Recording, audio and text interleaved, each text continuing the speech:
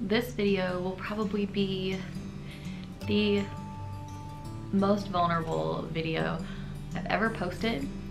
It will be very different from all of our other videos, and I'm okay with that. This is a story that I have wanted to share for a while, and the time just hasn't felt right.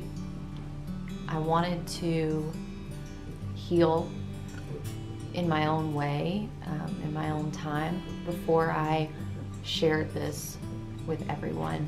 I want our channel to be a way to share happiness with others and the happiness that we're going through, but also I want to be able to be real and transparent. And if this video helps one person that's going through what we're going through right now feel less alone, then it will be worth making this video. The week of Thanksgiving, I had a miscarriage. So let's start from the beginning. The weekend of Veterans Day, I found out that I was pregnant. Okay, so this is yesterday's super faint line. I don't even know if you can see it. So it's about 7:30 in the morning. I am dressed and I am going up to the clinic to take a blood pregnancy test to confirm what we are almost positive is true. Oh my gosh, I can't believe it. Boom. So this is our little confirmation. I took 2 pregnancy tests. They both came up positive. Tuesday I went to the clinic and got a confirmed pregnancy test. I was so excited. Brian was so excited. We went a little crazy. I made all the appointments that I needed to make. We went ahead and made a full registry, and the only reason that we weren't completely just screaming it from the mountaintops before everyone knew, we wanted our family to know first, so we were gonna wait until we went home. 2 weeks later, I was at a friend's house and I stood up and I felt like I had peed in my pants, basically. And I had on yellow pants, and when I looked down, I saw that I was bleeding. But I didn't know if maybe it was just spotting, which I read was normal. It was normal to have spotting. I guess I was in denial. I was thinking, there's no way I'm having a miscarriage. Actually, I don't even think I thought of that. I think I just thought I'm spotting, but it's a little bit more, and I'm probably being really dramatic. I went to Bible study. I was very bloated. I got home. I couldn't sleep because I was cramping so bad. And I woke up Brian and said, cramping really bad. And at this point, I was starting to get really scared, and I shared that with him. And I said, I'm probably just making a big deal out of nothing. This is probably nothing. I'm just scared and I'm nervous and I don't want anything to go wrong. And Brian reassured me that, you know, everything will be okay. We'll just see where I was in the morning and how I was feeling then and take it from there. I woke up, was feeling a lot better. I was still bleeding a little bit, but it wasn't as bad as the one gush of blood that I got the day before, and not cramping as bad either. Just to be safe, I called the doctor's office where we had made our appointment, and I asked them, I told them what had happened, walked them through it, and said, do you think everything's okay? Do I need to go to the hospital? And they said, well, we think everything is okay, but if the blood becomes bright red or you see clots, you need to go to the emergency room. At that point, neither of those things were the case, so I was in the clear. Brian came home for lunch. We ate lunch together. Right before he went back to work, I went to the restroom and everything had changed. My blood was clotting and it was bright red. I called again. She told me over the phone, she said, I don't want to tell you over the phone that you could be having a miscarriage, but you should go into the ER just for peace of mind. Of course I was bummed out, but I kind of went in thinking like, I'm probably just overreacting. I'm sure this happens to everyone the first time they get pregnant. They just think every little thing is something going wrong. I'm sure everything's fine. But in the pit of my stomach, I just didn't really feel that that was true. So we go to the ER. The whole time we're there, I felt like, of course they couldn't tell me before they had done all the tests they needed to run. Of course they couldn't just tell me, but I kept asking them, do you think I'm having a miscarriage? And every doctor was like, well, we're not sure. And as the tests came back, they kept giving us little glimmers of hope. But after a few minutes in the room alone, the doctor came in, and as soon as she walked in, I could tell by the look on her face that she didn't have good news. And she explained to us that I'd had a miscarriage. And I'll never forget, as soon as she said it, Brian looked right at me. And as sad as that moment was, I just felt immediately so connected in that moment. Dang it. I thought I could get through this without crying, because I've told this story so many times. I thought I could finally get through it without crying, but I guess not. She explained to us that I'd had a miscarriage, and she talked to us about what that meant.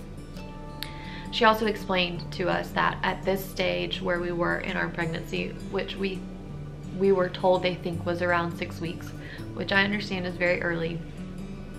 She said when miscarriages happen this early on, it is most likely a chromosomal abnormality. And she assured me that I had not done anything wrong, we had not done anything wrong, this just happens sometimes. So we leave, we go home, and we just had a tough night. Cried together, we ate a bunch of junk food, wrapped ourselves up in each other to help ourselves feel better. The next day was Wednesday. Brian and I both had an obligation, and I didn't feel right backing out of it because I didn't want him to have to be there by himself. So I bathed myself in Valor oil and oils to make me be able to put on a brave face. And I just put on a mask and brought out all my acting skills and just tried to make it through this commitment that we had, which was so exhausting. Thursday was Thanksgiving, and I didn't feel like I could cancel that. We were having everyone over at our house.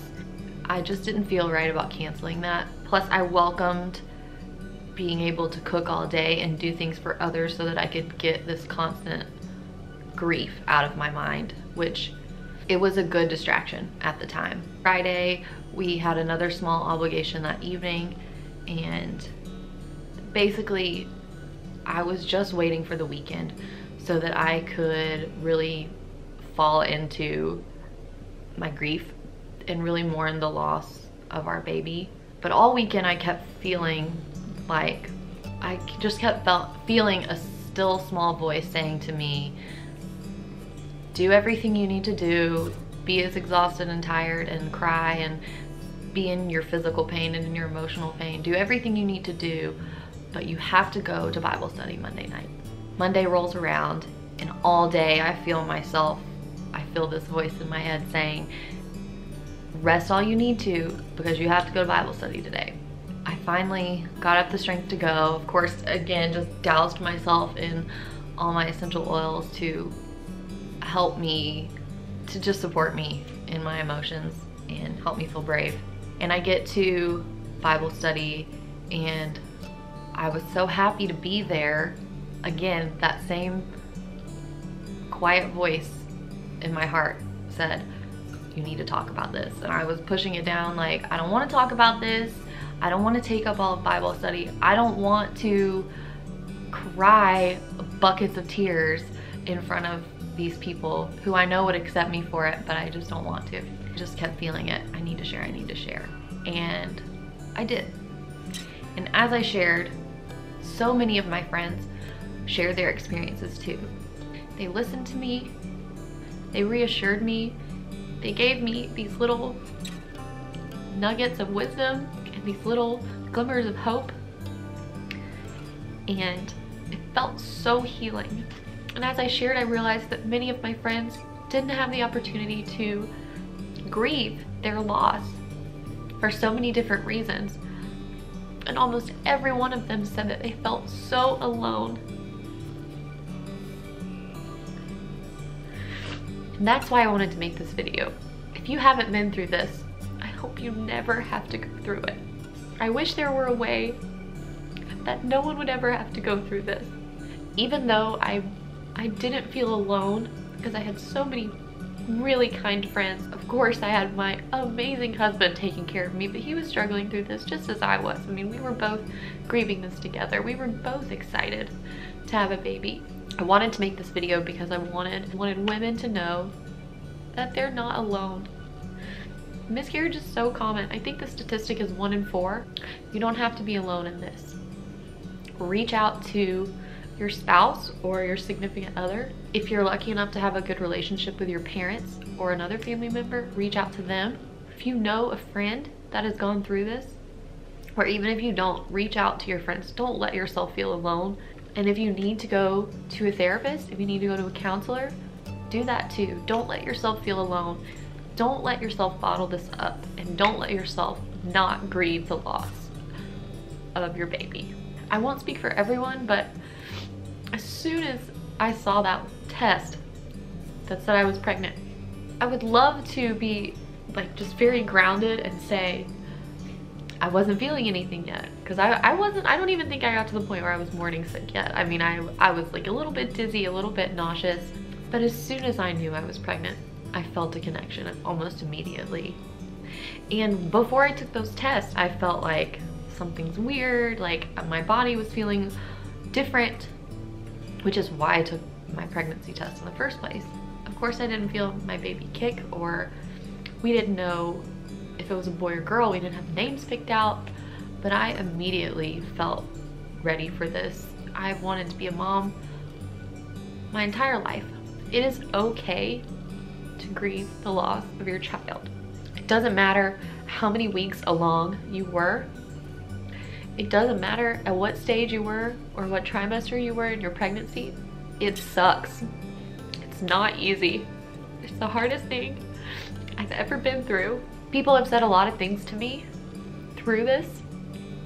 A lot of things that were really helpful, and a lot of things that were not intended to be hurtful, but were very hurtful. So that's another reason I wanted to make this video. If you have never had a miscarriage, but one of your friends is going through this, the only thing that you need to say is, I'm so sorry this happened. That really sucks. How can I help? How can I be here for you? That's all you need to say. Even if you're trying to help, don't say that everything happens for a reason. Because when someone's hurting, that's not what they want to hear. Why did I do my makeup for this video? I knew I was gonna cry the whole time. If you have a friend going through this, don't tell them that you know someone who's had multiple miscarriages, because I promise they're already thinking about how scared they are that this is gonna happen again. They don't wanna know the reality that this could continue to happen. So just don't say that. Don't say, well, you can always adopt, or, well, if you can't have kids, there's always IVF, or there's plenty of kids out there, or, I mean, gosh, even like, it'll happen when it's time.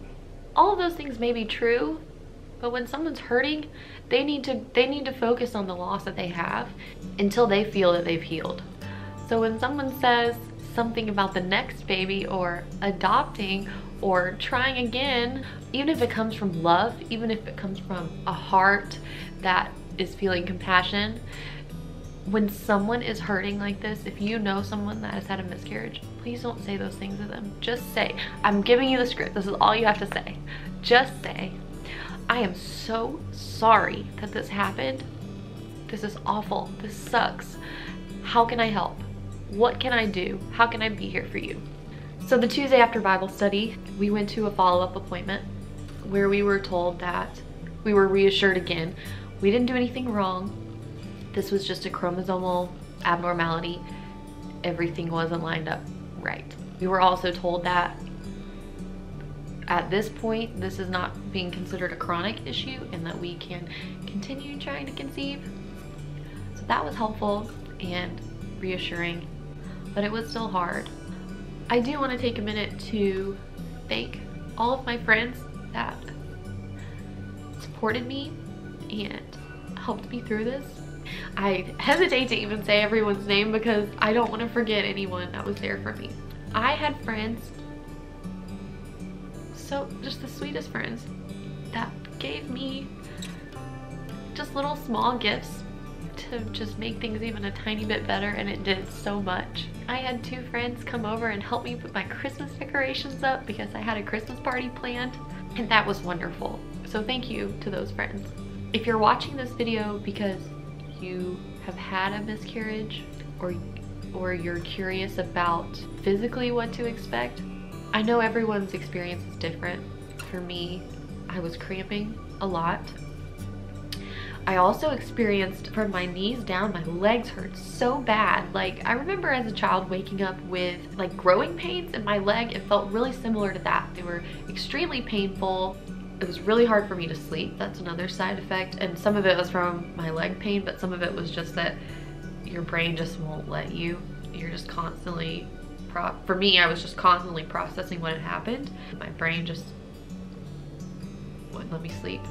After sharing my experience at Bible study and having so many women explain how they weren't able to heal from or properly grieve their miscarriage, I felt compelled. For me, I believe in God, so for me, I know it was God tugging at my heart, telling me that I needed to do something with this. I do not in any way feel that God, that God made this happen to me. And I personally do not believe that God wanted this for me. My belief is that as I was grieving, I know the Lord was right there grieving with me, and he was sad because of this as well. For me personally, I felt the Lord grieving with me. I felt his compassion and his love.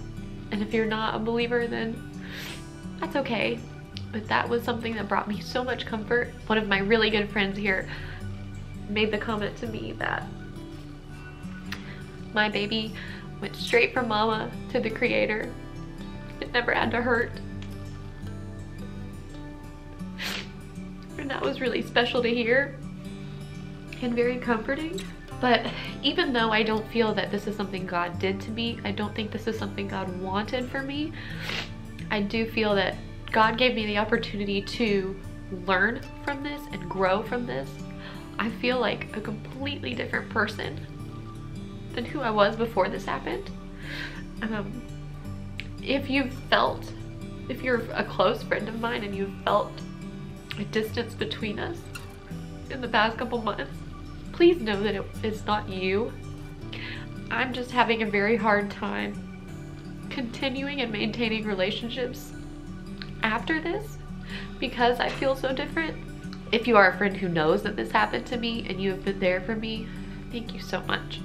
There is literally no way I could ever put into words how special that was to me and how much I thank you for that. I could never ever put it into words. There's no gift I can give you to equate to the meaning of you being there for me in the darkest time, the hardest time of my life. I'm so lucky that this is the hardest thing I've ever been through. Everyone I've ever lost in my life has been sick and we knew that they were going to pass away. This is the hardest thing. This is the most traumatic thing I've ever experienced. I'm so lucky to be able to say that, but in the moment, it doesn't feel lucky. It just sucks. I mean, there's literally no other way to phrase it. It sucks so bad. That's not a very ladylike phrase either, but I don't care. There's no way to explain it. Where is it going with all this? Okay. I felt like God was helping me grow through this. And part of that growth was that in order for me to heal, I wanted to reach out to others and help them heal as well. So from this, I have started a miscarriage support group that meets monthly at my house. And at some point I want to open this up to expand to just our community and not just the Bible study friends I have. Another thing that is coming from this awful thing is, as I have grown and processed, I have realized that I want to do more for others that have gone through this. So I'm going to begin to pursue a certification as a grief and loss coach so that I can help others when they are going through this. I want to be able to empower people, especially women. I want to be able to empower them through their loss and help them to really grieve, but to also move through it, and I mean that to physically move through it, to emotionally move through it, and to help people carry on. And that, I don't mean that in a way like, I don't want to say I help people get over it, but just to help people fully grieve. I don't think we live in a society that allows us to grieve. I don't think we live in a society that teaches us how to grieve and that honors our grief, and I want to do that. And I want to help people do that. So those are kind of the beauty from the ashes in this situation. I want to talk about how we are grieving the loss of our baby. I heard a lot of people say, in order to grieve, you need to give your baby a name. And that just didn't feel right because I didn't know my baby. I also heard a lot of people say to hold on to your expected due date and to celebrate that day. And that is something that we are considering doing when that day comes around. I probably will sort of celebrate that birthday just as a way to help myself heal. Another way that we decided to honor our baby is with kind of placing little reminders of our baby where we can see it and feel it every day. So the week that we lost our baby, in my pregnancy app, it said that our baby was the size of a dot snail. And that is so small, like they can fit on the head of a quarter.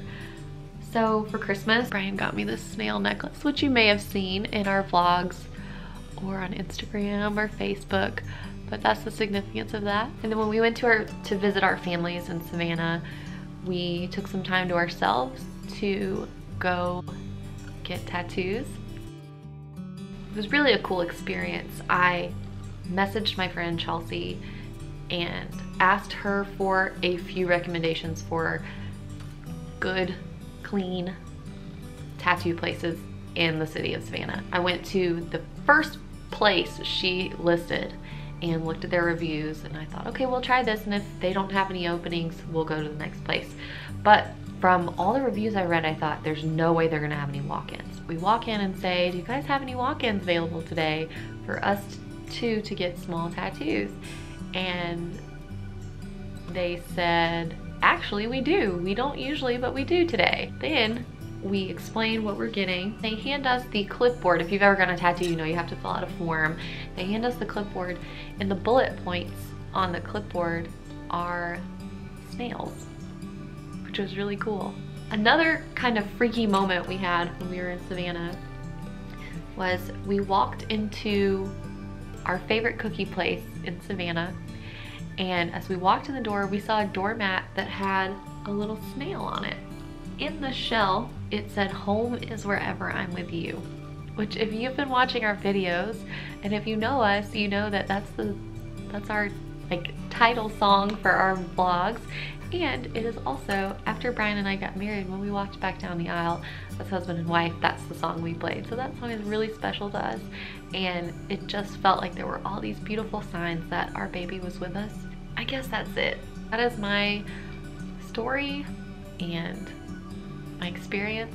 If you have any questions, I would be happy to answer them if you want to drop them in the comment section below. I purposely made this a bonus video because I know that it's not a video that's gonna cheer your day up, and I'm sorry for that. It is an explanation as to why we kind of took some downtime from vlogs. I just did not feel like it. I did not feel like having yet another reason that I had to put a mask on and pretend to be happy when I wasn't. But I also didn't want to just mention it here and there. I wanted to be able to sit down and explain it because I wanted people to know what we had been through. So if you're going through this, I'm so sorry and it sucks. Please let me know if there's any way I can help. Just know that you're not alone. So many women have been through this, and if you know one, you can reach out to them. And good friends, even if they haven't experienced this themselves, will be there for you and will support you in any way that they can. Why did I put on makeup? Because I just cried it all off.